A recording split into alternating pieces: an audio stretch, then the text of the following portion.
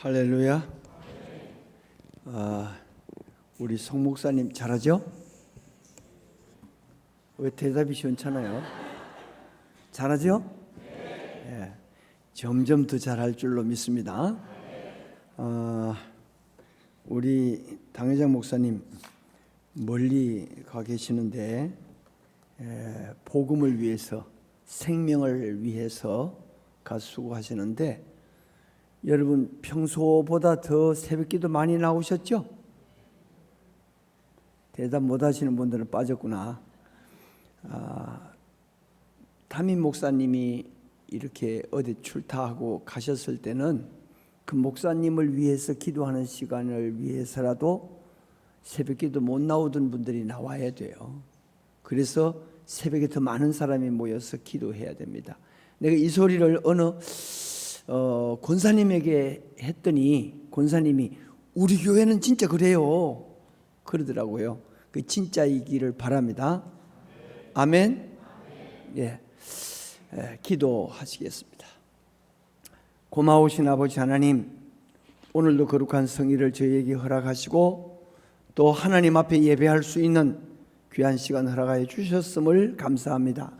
주님 영광 받아주시고 사모하는 심령으로 모여 싸우니 저들의 심령 속에 하나님의 말씀으로 은혜 되게 하시고 힘이 되게 하시고 위로가 되게 하여 주옵소서. 그리고 멀리 주의 복음을 위해서, 생명을 위하여 이제 떠나 계시는 우리 목사님 능력의 장중에 붙잡으셔서 오늘도 승리하는 하루, 하나님께 영광 돌리는 하루 되게 하여 주옵소서. 부족한 종을 세우셨사오니 주님의 말씀을 선포하는 도구로만 사용하여 주옵소서. 예수님 이름으로 기도하옵나이다. 아멘. 할렐루야. 옆에 계신 분들과 한번 사랑을 좀 나누시기 바랍니다. 주의 이름으로 사랑합니다. 제가 늘 하는 말처럼 형식으로 하는 것은 거짓말이다. 그러니까 진심을 담아서 옆에 있는 사람을 사랑한다고 해야 그게 진짜지, 마음이 없이 아무리 아름답게 웃으면서 이야기를 해도 그건 가짜입니다. 그러니까 여러분들 심령을 담아서 한 번 더 아까보다는 다르게 사랑합니다.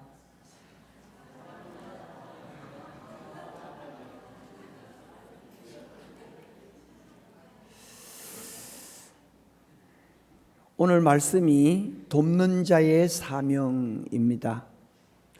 어떻게 하는 게 돕는 건가? 우리는 어떻게 누구를 무엇으로 도와야 되는가? 아마 1978년 정도 됐을 거예요. 제 기억으로는 1978년으로 기억이 돼요. 시골 교회에서 전도사로 심호하면서 성전 건축을 하는데 구건물을 헐어버리고 이제 새 성전을 짓는다고, 구건물을 하는데 이게 보통 힘든 게 아니었어요. 그때는 뭐 무슨 포크레인이나 뭐 이런 장비를 갖다가 하면은 쉬운데 그게 아니고 수작업으로 그걸 다 이제 해체해야 되니까 대단히 어려웠어요. 근데 이 벽도 흙벽돌로 아주 진흙, 아주 황토흙 있잖아요. 그걸로 가지고 단단하게 흙벽돌을 만들어 가지고 그걸 쌓아서 집을 지은 것인데, 그걸 세워서 벽을 쌓은 게 아니고 눕혀서 이렇게 가지고 눕혀서 벽을 쌓았어요. 그러니까 벽 두께가 이렇게 두꺼운 거예요. 그렇게 하니까 이게 뭐 보통 힘든 게 아니에요. 그런데 이 창문이 있잖아요. 그 창문이 있으니까 그 창문틀을 빼내고, 지붕은 다 헐어내고 문틀을 빼내고 나니까 위에 얼마 안 되잖아요. 그 꼭대기에서는 그걸 자르고 그 다음에 밑에를 파가지고 이제 넘기고 하면서 다 헐었어요. 앞에 전면 다 헐고 옆에 다 헐고 이제 이 뒷벽만 남았는데, 뒷벽엔 이 창문이 없으니까 저 끝에서부터 이 끝까지 한꺼번에 넘겨야 된단 말이에요. 그러니까 이게 보통 끔찍도 안 하는 거예요. 그래서 이제 밑에가 그래도 흙으로 돼 있으니까 좀 잘 파져서 괭이를 가지고 밑을 이렇게 팠어요. 쭉 파나갔어요. 또 두 번째 또 파나갔어요. 그리고 흔들어 봐도 안 돼요. 그런데 좀 위험한 거예요. 이게 이제 파다가 작업을 하다가 넘어지면 사람 죽잖아요. 그러니까 세 번째 파나가는데 다른 사람들이 없고, 그래서 전도사인 제가 이제 그걸 파나가는 겁니다. 그런데 이정숙이라는 여청년이 하나 있었는데, 아직 여자아이 큰 처녀도 아니고 학생이 정도 되는데, 그런데 옆에 있는데, 야, 이거 벽이 움직이고 넘어가려고 그러거든, 바로 얘기해라. 이거 위험하니까 똑똑히 보고 있어. 부탁을 하고는 파나가는 겁니다. 중간쯤 파나가는데 이 아이는 다른 데서 작업하는 거 그거 한눈 팔고 딴 거 보느라고 이게 넘어오는 걸 못 본 거예요. 한 10m 정도 되고, 그 넓이가 한 10m 정도 되고, 그리고 위에 높이는 아마 이 꼭대기 가장 높은 거기는 아마 한 6m 넘어 되는 그런 벽인데, 그런데 이게 넘어오는데 이게 못 본 거예요. 딴짓을 하고 있었어요. 그런데 그 옆에 있던 전태순 집사님이라는 분이 거기서 작업을 같이 하고 있었는데, 그 양반이 그걸 바라보다가 넘어온다 이러는 거예요. 근데 넘어온다 하는 그 소리를 제가 들었어요. 듣고는 그냥 그 바닥에 벽돌, 이 흙벽돌을 갖다 이렇게 넘어뜨려 놨으니까 거기 바닥에 막 많이 있잖아요. 그냥 구석이 늘어져 있는데 그 위로 뛰어서 그 벽돌을 뛰어넘으면서 막 힘껏 뛰었는데 벽돌에 걸려가지고 콱 넘어진 거예요, 제가. 그런데 그 위에 이 흙벽돌이 그냥 위로 날 덮친 거예요. 떨어진 거예요. 제가 맞았을까요? 안 맞았을까요? 맞았으면 제가 여기 있겠습니까? 그런데 팍 넘어졌는데 그 위로 이게 꽉 넘어지면서 연기가 아니라 먼지가, 흙먼지가 그냥 막 얼마나 자욱하게 확 올라왔는지, 그러니까 그 옆에서 보는 사람들은 다 전도사 죽었다 이렇게 생각한 거예요. 그런데 툴툴 털고 제가 일어서니까 깜짝 전부 다 놀란 거예요. 근데 확인을 해보니까 제가 넘어졌는데 그 발끝에 한 10cm 정도까지 이 꼭대기에 벽돌이 그냥 꽉 넘어진 거예요. 그래서 다치지를 않고 그냥 제가 오늘 이 자리에 있습니다. 돕는다는 게 뭘까요? 우리는 돕는다 그랬을 때 굉장한 많은 것을 투자해야 되는 것으로, 많은 시간을 투자하고 많은 인력이 동원이 돼야 된다, 이렇게 생각할 수 있어요.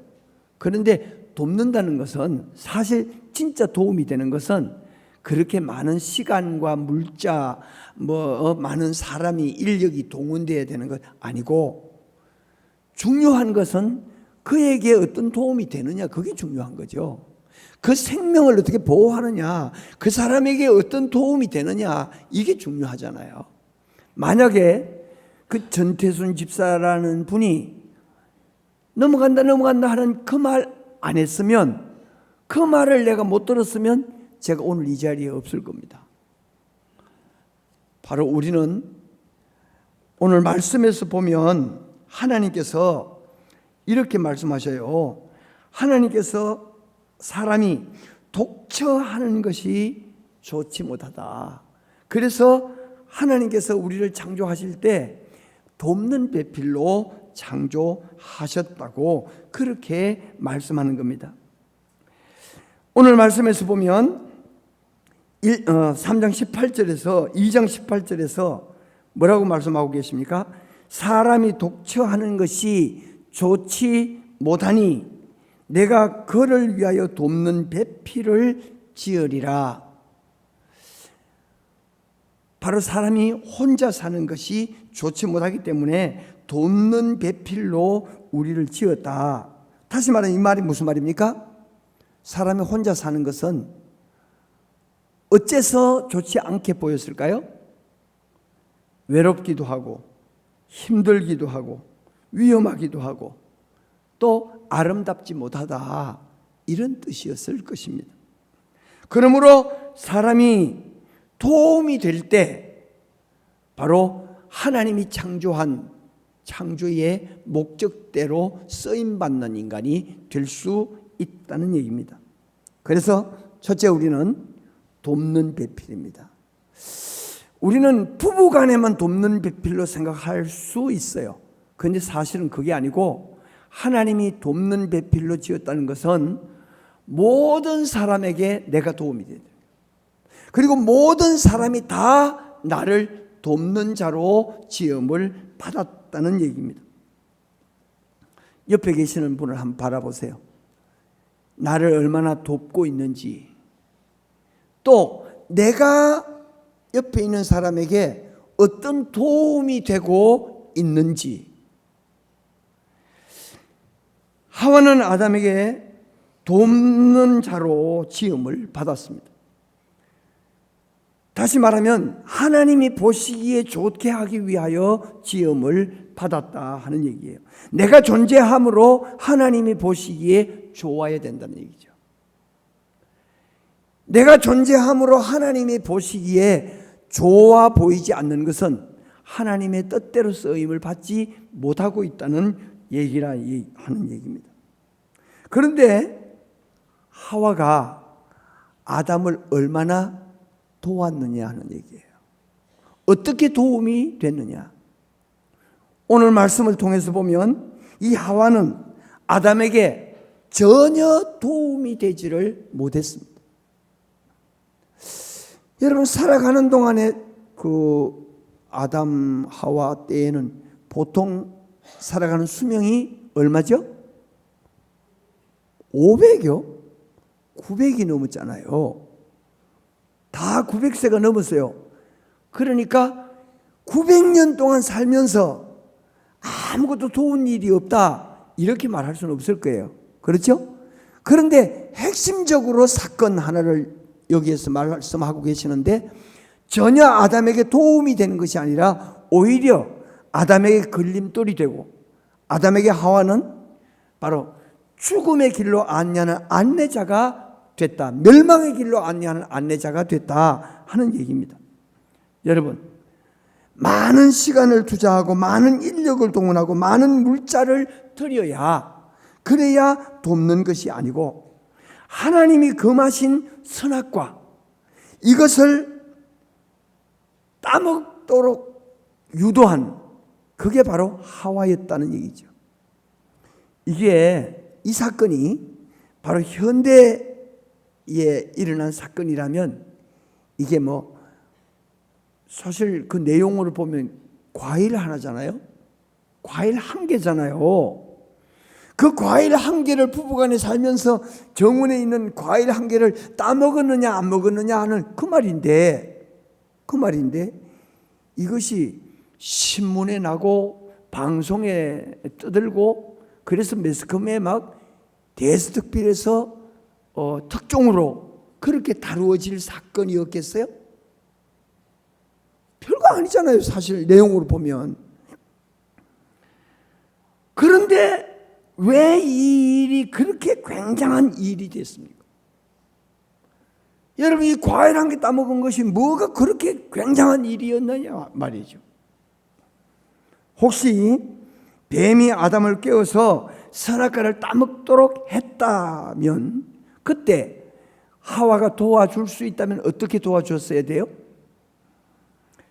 여기서 하나님이 금하신 것을 절대로 따먹을 수 없다, 이렇게 만류하고 따먹지 못하도록 막았어야 되는 거죠. 그 일만 했다면 하와는 진짜 하나님께서 아담에게 도움이 되는 자로 지음을 받은 사람이었다, 이런 얘기입니다.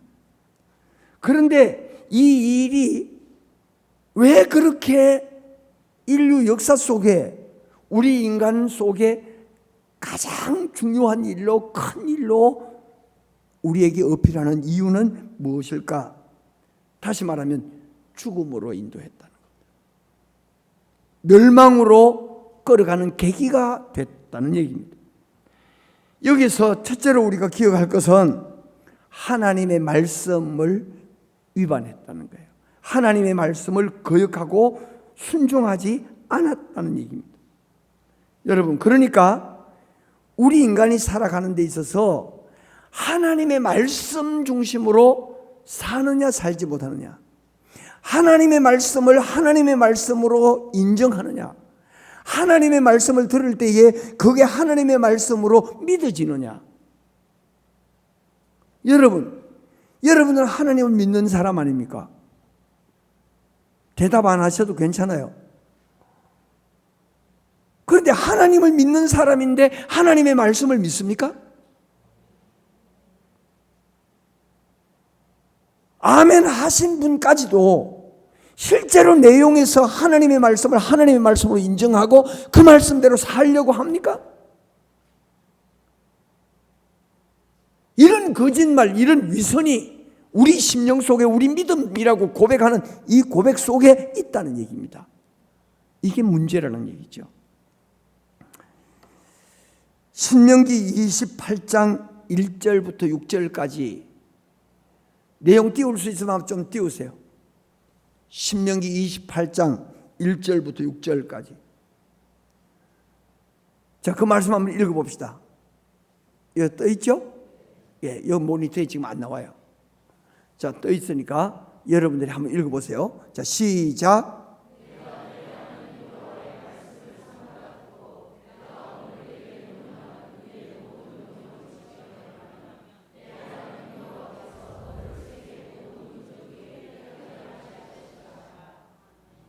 예, 세계 모든 민족 위에 뛰어나게 하실 것이라. 어떻게 하면? 내가 오늘날 내게 명하는 이 모든 명령을 삼가 듣고 지켜 행하면 내가 너로 하여금 세계 모든 민족 위에 뛰어난 민족이 되게 할 것이다. 그러면서 그 내용 속에서 보면 나가도 복을 받고 들어와도 복을 받고 우양의 새끼가 복을 받고 떡반죽 그릇이 복을 받고 모든 하는 일이 다 복되게 된다. 이 핵심이 어디니? 열쇠가 어디 있느냐? 그 키가 바로 하나님의 말씀에 있는 거예요. 그 하나님의 말씀을 믿느냐 하는 거예요. 그 하나님의 말씀을 순종하느냐 하는 거예요. 여러분들 심령 속에 이게 하나님의 말씀이냐 말이죠. 책에 기록된 그냥 우리가 줄줄 외는 성구가 아니고 이게 살아계신 하나님, 우리의 생사화복을 주관하시는 하나님의 말씀이냐 말이에요. 이렇게 하나님의 말씀으로 믿었다면 선악과를 먹는 날에는 내가 정령 죽을 것이다 하는 이 말을 들었을 때 그 말 순종했겠어요? 안 했겠어요?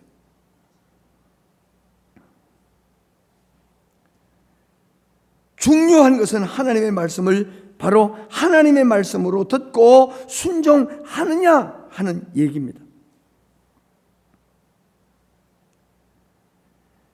여기서 우리는 하나님께서 하늘의 아름다운 보고를 열어사 때를 따라서 우로지택을 허락하고 비를 내리고 땅에서 나는 모든 것들이 다 복을 받게 될 것이다. 이렇게 말씀하셨어요. 중요한 것은 좌로나 우로나 치우치지 말고, 좌로나 우로나 치우치지 말라는 말이 무슨 말입니까? 하나님의 말씀을 떠나서 좌로나 우로나 치우치지 말라는 얘기입니다. 끌려가지 말라는 거예요. 속지 말라는 거예요. 다시 말하면 다른 신을 숨기지 말고 물질을 쫓아가지 말고 사람을 따라가지 말고 세속에 물들어서 타락하지 말아라. 불신자를 쫓아가지 말아라 하는 얘기입니다. 그런데 여러분, 불순종에 대한 저주가 15절부터 나옵니다. 15절부터 24절까지 계속 나오는데 여기에 보면 하나님께서 축복하신 1절부터 14절까지에 있는 모든 내용이 다 축복으로 나오는데 그 축복이 하나님의 말씀을 부정하고 거역할 때, 하나님의 말씀을 불순종하게 될 때, 그때 모든 축복이 모든 저주로 완전히 뒤바뀌게 되는 거예요. 여러분, 우리 믿는 자에게는 하나님의 말씀이 능력으로 나타나는 줄로 믿습니다. 우리 삶 속에 하나님의 기적이 언제나 나타나게 되는 줄로 믿습니다. 믿습니까? 믿습니다. 그런데 이 기적은 믿는 자에게만 나타나는 기적이 아니에요. 믿지 않는 불신자에게도 똑같은 기적으로 나타나는 거예요. 그런데 똑같은 기적이 믿는 자에게는 축복의 기적으로 나타나고 불신자, 하나님을 거역하는 자에게는 저주의 기적으로 나타난다는 얘기예요. 여러분 간단하게 생각해 보세요. 출애굽할 때 이스라엘 백성들이 홍해 앞에 왔어요. 이 홍해를 건너지 못해서 하나님 앞에 부르짖었어요. 하나님 앞에 부르짖었는데 하나님이 기적을 나타내 가지고 어떻게 했어요? 홍해를 갈랐어요. 육지같이 건널 수 있도록 했어요. 그런데 이 육지같이 건널 수 있도록 길이 열린 것이 이스라엘 백성에게만 열렸습니까? 애국 군인들 앞에도 열렸잖아요. 마찬가지죠. 똑같은 기적이죠. 그런데 이스라엘 백성은 무사히 건너는 삶의 기적이고 애국 군대는 그 속에 수장돼 가지고 완전히 몰사하는 멸망의 기적이었다는 얘기예요. 저주의 기적이었다는 얘기예요. 여러분 또 거기에서 이스라엘 백성들이 10가지 재앙 속에서 다 살아나는데 모든 그 애굽에 있는 소나 양이 이런 가축들이 다 소가 다 죽습니다. 그렇죠? 하룻밤에 다 죽죠.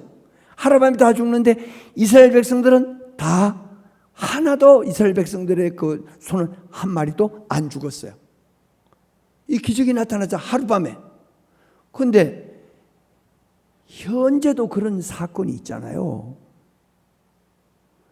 여러분 수백 마리, 수천 마리, 수만 마리를 땅에다 갖다 묻어야 되는 구제역이 있잖아요. 이게 어디서 오는 거예요?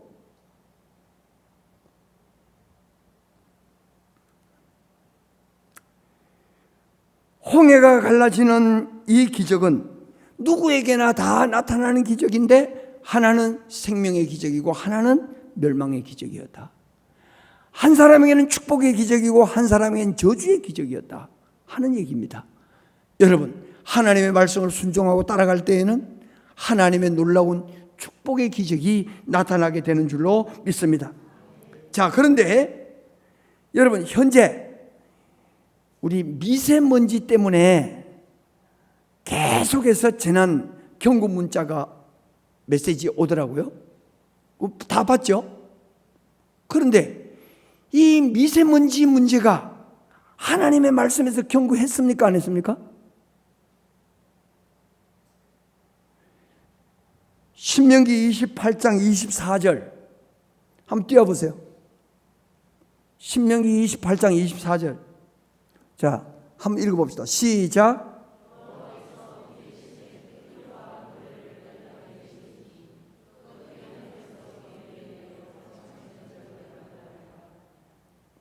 보세요. 있잖아요. 하나님의 말씀을 순종할 때에는 비가 내려요. 그런데 하나님의 말씀을 불순종하고 거역해서 하나님이 창조하신 이 자연을 파괴하고 이 자연을 황폐하게 만들면 티끌이 모래가 먼지가 돼서 그게 내려서 결국은 너희를 멸망케 할 거다. 이렇게 경고하고 계세요. 그런데 여러분 이 말씀을 하나님의 말씀으로 얘기하면 이 말씀이 우습게 들리잖아요. 참 미신적인 얘기다. 그렇게 듣지 않습니까?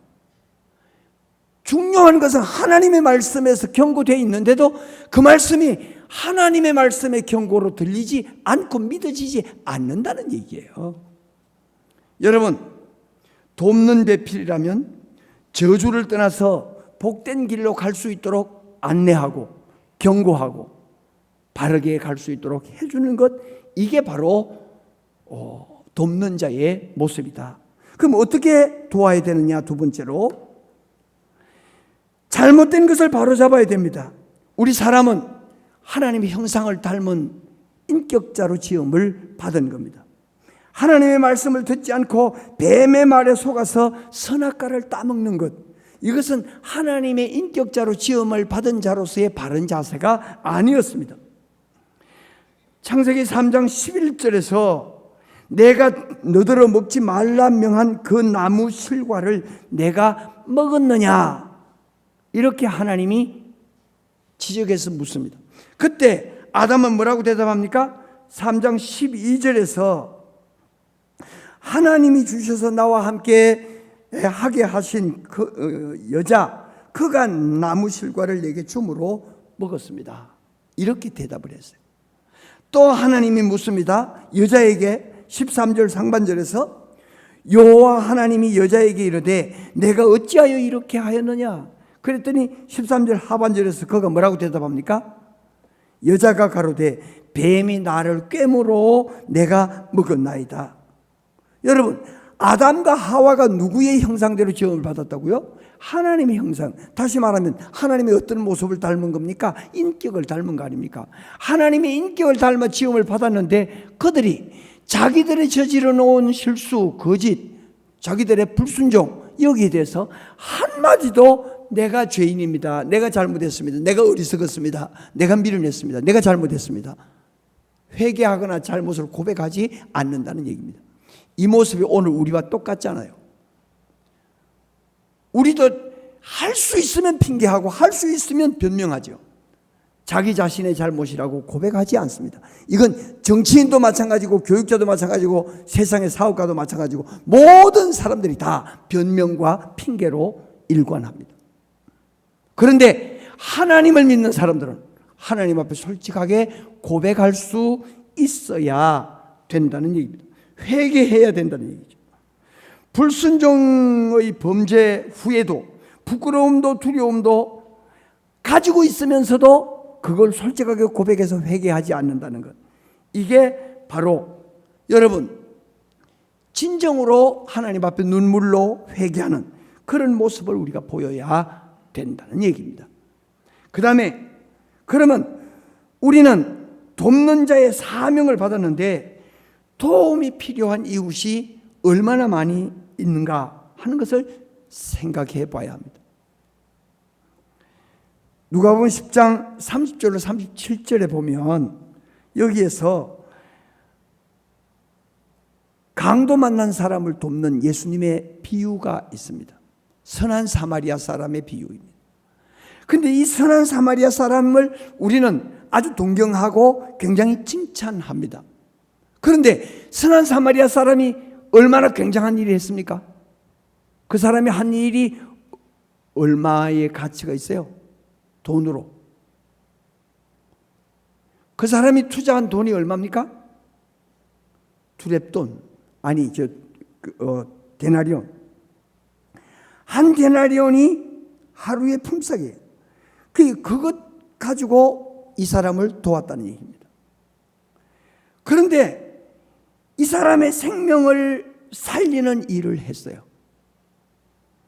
그렇기 때문에 이 선한 사마리아 사람의 이 일은 예수님의 비유의 이야기지만은 실제 사건보다도 더 아름다운 이야기로 우리에게 주어지고 있는 겁니다. 사무엘상 18장 1절, 사무엘상 18장 1절에서 보면 요나단이, 사울의 아들 요나단이 다윗을 자기 생명처럼 사랑했다고 그렇게 말을 했어요.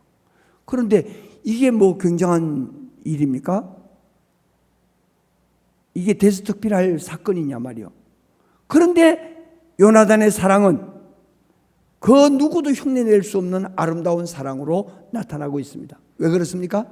자기가 왕자로서 왕이 될 수 있는 사람인데, 그런데 다윗을 알고 다윗을 자기 대신에 왕의 자리로 이끌어주는 안내자의 역할을 한 것이 요나단이었습니다.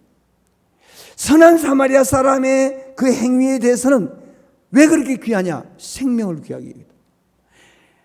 요나단의 사건은 왜 그것이 그렇게 귀하냐?